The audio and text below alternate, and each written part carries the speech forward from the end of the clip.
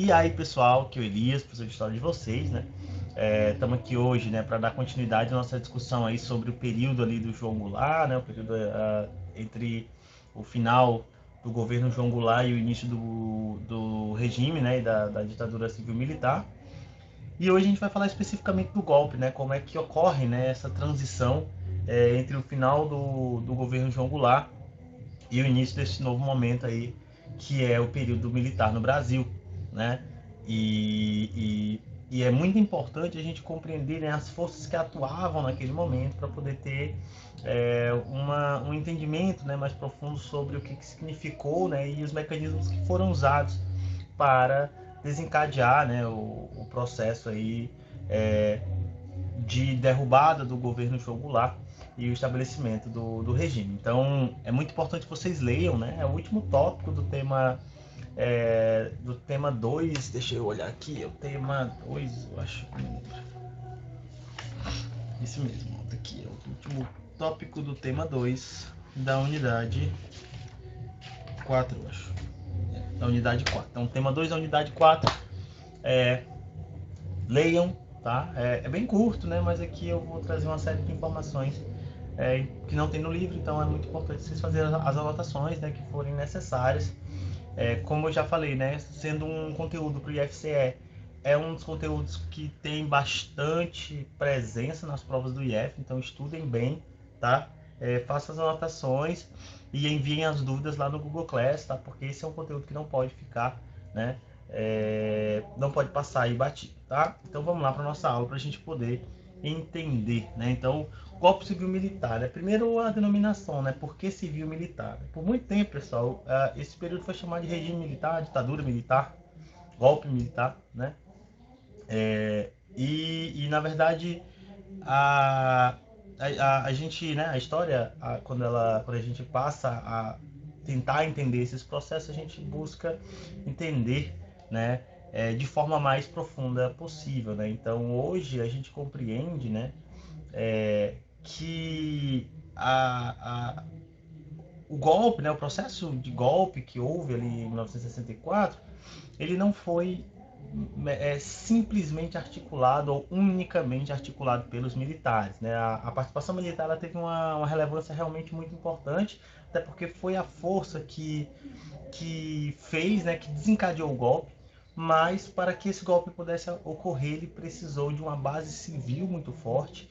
E quando a gente fala de base civil, nós estamos falando tanto da sociedade civil, né, parte da sociedade civil que apoiou, né, a derrubada do poder do Goulart, como também é, contou, por exemplo, com o apoio de instituições, né, como é o caso, por exemplo, do Congresso, quando o Congresso, de certa forma, cumpre a agenda aí do golpe, que era declarar a vacância da presidência, mesmo com o João Goulart ainda estando no país. Então, é, é um golpe que se articula, né, levando em consideração essas forças. Né? Então, por isso que chama de golpe civil militar, né? E não apenas militar, porque não foi único e exclusivamente os militares a executá-lo. Né? Então, quer dizer, a participação, né, os militares são, de certa forma, o braço armado do processo, mas havia uma base, né, civil, de instituições civis, de parte da sociedade civil, e da imprensa. Então, quer dizer, havia uma articulação de maneira geral, né, que permitiu que esse processo se desencadeasse ali entre março e abril de 1964. Tá? Então, por isso o golpe civil militar, justamente por não ser exclusividade dos militares, esse processo de transição aí. Tá? Então, antecedentes do golpe, né, pessoal? Basicamente, o que a gente tem de antecedentes desse processo? Aqui é uma espécie de revisão do que a gente já vem comentando até aqui, mas agora para a gente poder entender de forma mais ampla, assim, né? Ter uma vista mais aberta aqui em relação a esse período. Então, nós temos a renúncia do Jânio Quadros lá em 1961, que gera aquela crise de sucessão que a gente já comentou, né? Em que o João Goulart, né, fica ali tramitando entre ser empossado ou não, né? Os militares embarreirando a posse João Goulart, né, e boa parte, né, da sociedade civil também naquela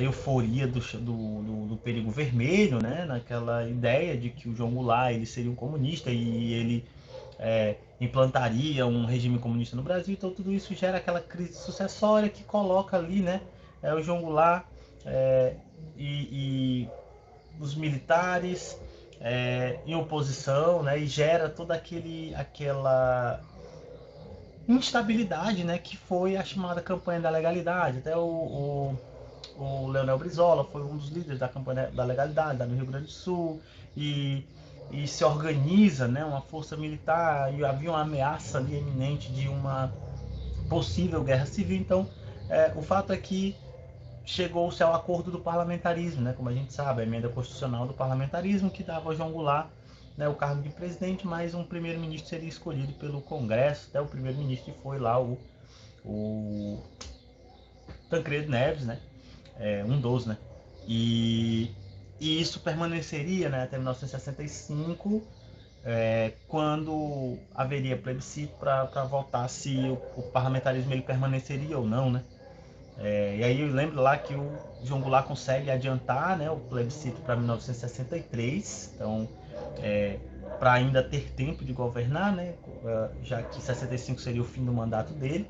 E aí em 63 ele consegue, né, derrubar a emenda parlamentar, a emenda constitucional que dava o parlamentarismo, com a galera aí, com a maior parte da população votando não ao parlamentarismo, né. Então o João Goulart assume o poder, né, o Brasil volta ao regime presidencialista. O João Goulart assume o poder com amplos, né, direitos de presidente aí, e é aí que ele passa a defender, né, a implantação do chamado plano trienal, e aí como base desse plano as reformas de base, né, reforma agrária, reforma bancária, reforma educacional, reforma urbana, então haviam várias reformas, né, que seriam, né, na concepção do João Goulart, uma forma de reduzir as desigualdades e modernizar a economia do Brasil. Ainda em 1963, né, ele tenta submeter essas reformas, mas havia uma resistência muito grande, né? Então o João Goulart ele viveu ali um clima de extrema polarização, né? Os setores que apoiavam o João Goulart contra aqueles que se opunham, né, de certa forma, a ele. Então o João Goulart tenta, né, inicialmente ali submeter essas reformas ao Congresso, mas acaba não conseguindo. E aí, a partir já de 1964, ele passa a colocar essas reformas em vigor por meio dos decretos, né?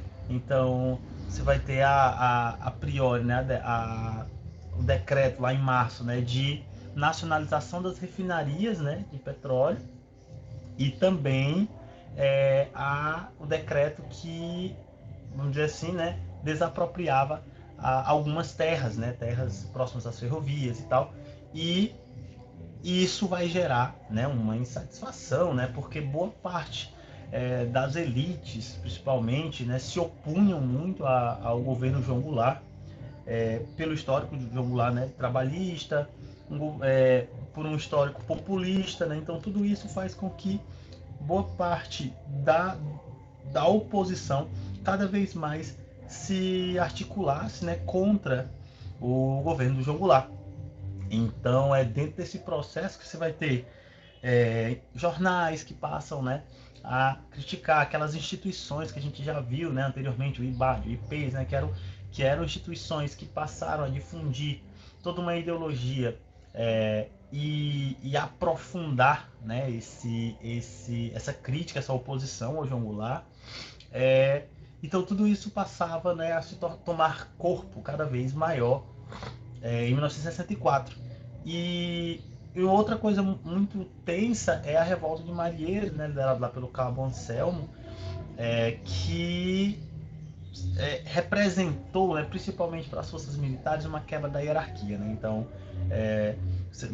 na estrutura militar, né, não podem haver revoltas, não pode haver greve, não pode haver nada disso, porque proibido e tal. Inclusive a pessoa pode ser até presa, enfim, sofrer prisão e tal por questionar ou por, enfim, não cumprir uma ordem, né, que é chamada de quebra de hierarquia. Então esses marinheiros se revoltam em busca de melhorias, né, de condições de salário, de trabalho também, né, claro. E isso é visto como uma quebra de hierarquia. E o pior de tudo não foi isso, né? Foi o fato de que o João Goulart também, de certa forma, buscando apoio dentro das forças militares, né? Pelo menos nas patentes mais baixas dos militares, ele acaba que anistiando esses marinheiros, né? Ou seja, eles não foram punidos.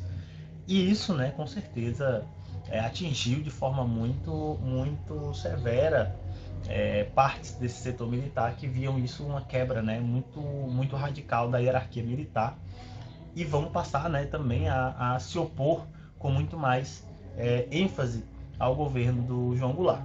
Tá? Então, assim, a reação, de maneira geral, ela ocorre nesses diversos setores, né? E a reação civil mais evidente naquele momento é a chamada Marcha da Família com Deus pela Liberdade, né? Ocorrida ainda em março, né, de 1964, quando você vai ter aí de 300 a 500 mil pessoas aí nas ruas, em diversas cidades, né?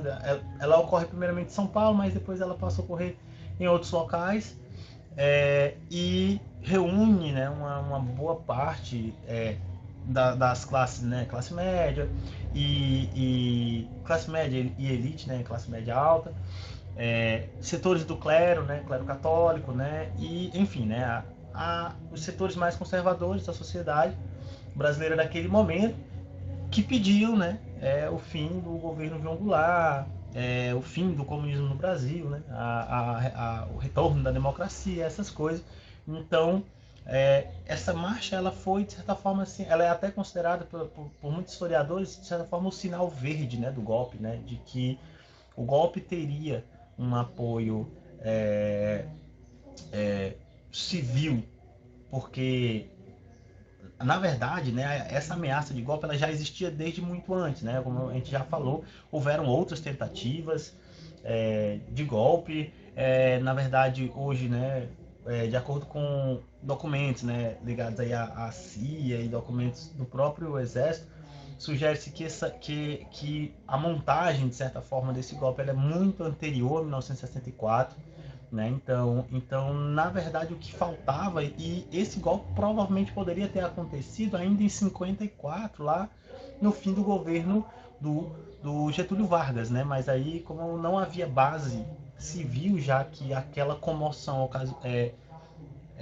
como consequência da morte lá do Getúlio Vargas, fez com que esse golpe fosse adiado, e aí uma tentativa ocorreu ainda durante o governo do Jânio Quadros, desculpa, do JK, né, do Juscelino Kubitschek, mas foi sufocado.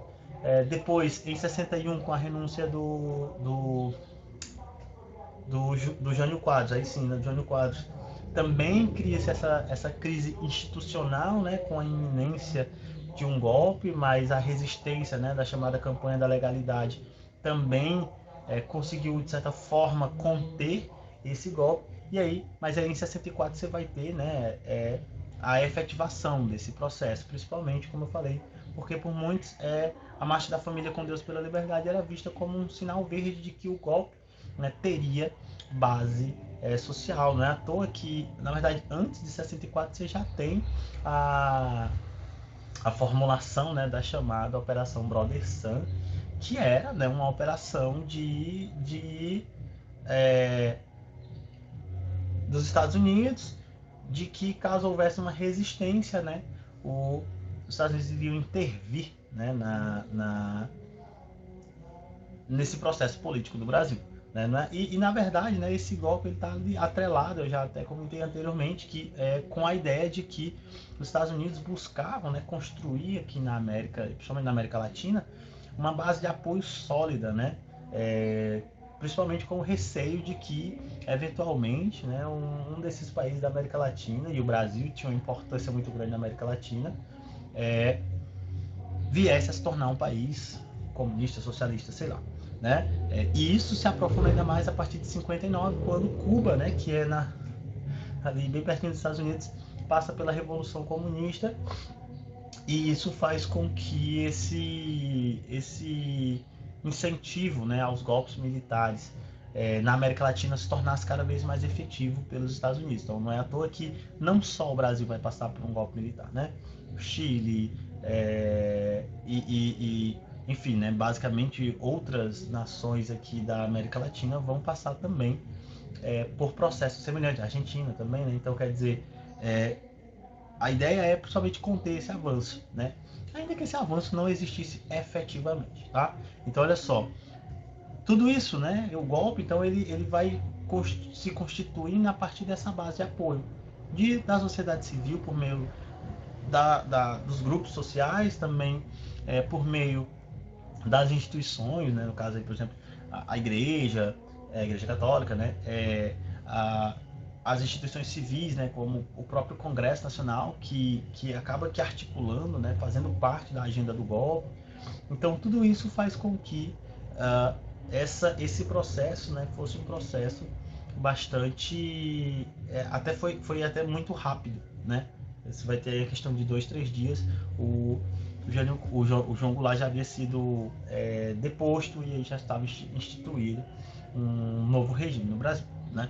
Então tá aí, né, apoio da elite dos meios de comunicação, que vão passar a fazer uma oposição cada vez mais forte ao João Goulart e difundir cada vez mais, né, as ideias mais golpistas, né, de que o João Goulart deveria ser destituído, tá? Destituído. Então vamos lá. Aqui, só para vocês terem uma ideia aqui, ó, de como há uma participação intensa da imprensa, né? Que o Globo, ó, aqui em cima é interessante. Ó. Fugiu o Goulart e a democracia está sendo restabelecida. A gente vai já entender por que isso aqui está aqui. Né? Fugiu o Goulart, porque o João Goulart vai fugir, né, do golpe. Então olha só, aqui você vai ter fugiu o Goulart e a democracia está sendo restabelecida. Né? E aí você tem aqui essa ideia, né? A ideia do discurso de que não havia democracia naquele momento. Aí surge a democracia. Aqui algumas das marchas, né? Das marchas da família com Deus pela liberdade. Aqui você tem, não sei se dá para ler aí, mas aqui está escrito assim, ó, comunismo não, democracia sim. Né? Então a ideia de que a democracia para o Brasil, reformas com o Congresso, eu acho que é isso. Então tem alguns cartazes aqui, né, algumas faixas trazendo essa ideia, né, de que o João Goulart estava impondo ali, colocando o comunismo, né, naquele momento. Aqui, ó, fabulosa demonstração de repulsa ao comunismo, né, é uma manchete falando sobre a marcha da família com Deus pela liberdade aqui, né, então aqui. E aí você vai ter o estado de São Paulo aqui, ó, democratas dominam toda a nação, né, essa ideia de que havia... depois de efetivado o golpe, né, você vai ter também a chamada Marcha da Vitória, né, que foi também uma demonstração de apoio ao governo estabelecido. E aqui é interessante, ó, ignorado o destino do ex-presidente João Goulart, porque de fato, quando o João Goulart sofre o processo, né, de deposição, ele ainda estava no Brasil e basicamente ele é ignorado assim. E todo o processo se implementa considerando que ele não estava no Brasil, mas na verdade ele estava, né? Então ele praticamente é ignorado aí e passa, apesar de depois ele ter sido perseguido.